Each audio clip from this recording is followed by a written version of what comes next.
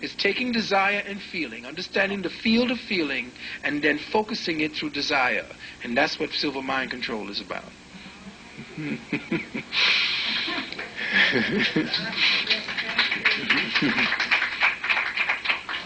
Yes, sister. I have a question. You were just talking about Akhenaten and you were against his beliefs. Now, I just saw a ridiculous movie last night called The Mummy. Okay? Oh, please. And as there those who have seen that movie, history has just done a flip over. Yeah. It was a way. Yeah. I knew it was supposed to be somewhat funny. But they demonized Imhotep. Yes, they did. The scourge of the earth. Yes. So I'm wondering exactly, because I don't have a thorough understanding of Imhotep. I would like to know what is the reason for them deifying, not deifying, but maybe demonizing him.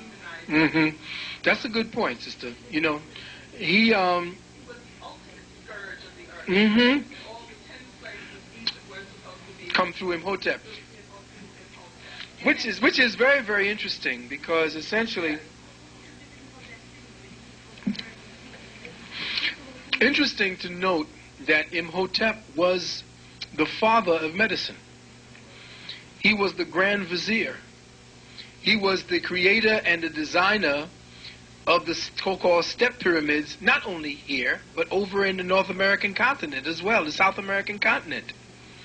He essentially was so bad that the Neteru came down, and took him as one of them, because he was of a lineage. He was supposed to have been seeded by one of the Anunnaki anyway, and his mother was the one who gave him the knowledge of all of the herbs and the science of healing.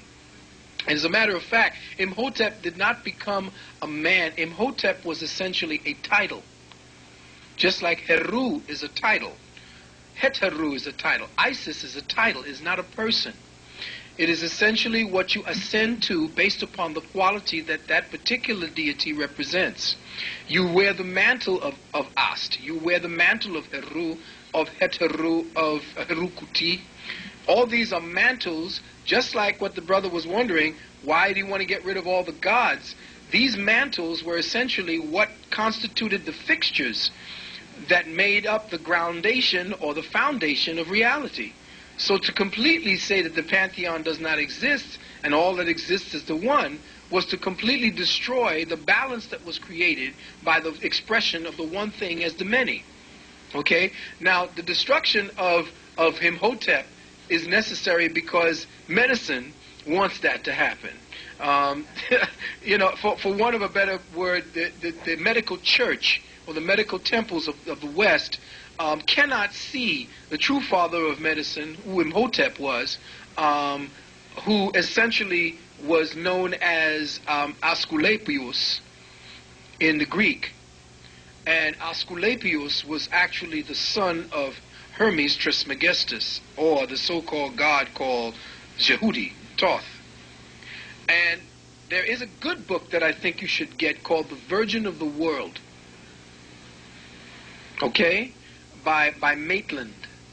In it, it has an incredible conversation between the father and his son. Asclepius is essentially Imhotep. Or Hermes, Imhotep. Well, Imhotep. Yeah, the first. Actually, the first. You want to deal with the first. The son of Jehudi. Yeah, but they're not said Jehudi, it's Jehudi. That's how it's pronounced. Yeah, Thoth.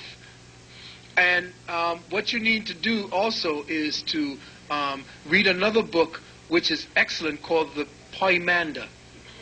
The Poimanda. This is another book by Hermes speaking to his son. Incredible books. And you have to understand what's being said. Again, having the prerequisite in metaphysics is excellent for when you're dealing with it. The Divine Poimanda and the the Greek is Poimander, but it may be spelt as Pymander. And the other book is called The Virgin of the World. Excellent dialogue between Asclepius and his son, and his father, I believe. And in the Poimanda, it shows you the reason for homosexuality on another spiritual tip, on a psychological tip, where the specific soul does not create on the physical realm, and as a result, it does not know its task. So the masculine principle, or the feminine principle that does not generate life, cannot understand the principle that is evoked within it through its feelings as a mother or as a father. Therefore, if it takes on another life without having that experience, it comes not understanding what it is in the next life, and therefore plays a dual role within the same body. So you have to deal with some of these things. It's deep. Of course, that particular action can be sidestepped by the beneficence that you give, the love you give to other children and all these things. But if you just coalesce by yourself and be by yourself and want to be by yourself and don't play upon that, which most women today are not doing, and most men, certain men are not doing as well, you don't understand what fatherhood is. Fatherhood is not just taking care of a child, because you don't teach the child how to be a child. The child teaches you how to be a parent. So the child becomes the father to the man, or becomes the mother to the woman. So that's the synergy. That is the flower of life. That's the continuum that goes on the fact that we are all here on this dynamic journey, just enjoying one another. You die, go to war, you fight, you kill. You've done this before. Krishna told Arjuna, as he was standing there ready to go into battle, scared to death, he says, why are you scared? You did this so many times before. You've died and come back. This is your thing. Stop worrying about death. Leave that mentality of finality and the end of days and all that shit alone. You are a forever creature, and you keep cranking this dynamic of infinity into this beautiful blossoming body you got. You flower each time you come through the womb. Every time you take on the flesh, you got a whole new chance to unburden yourself.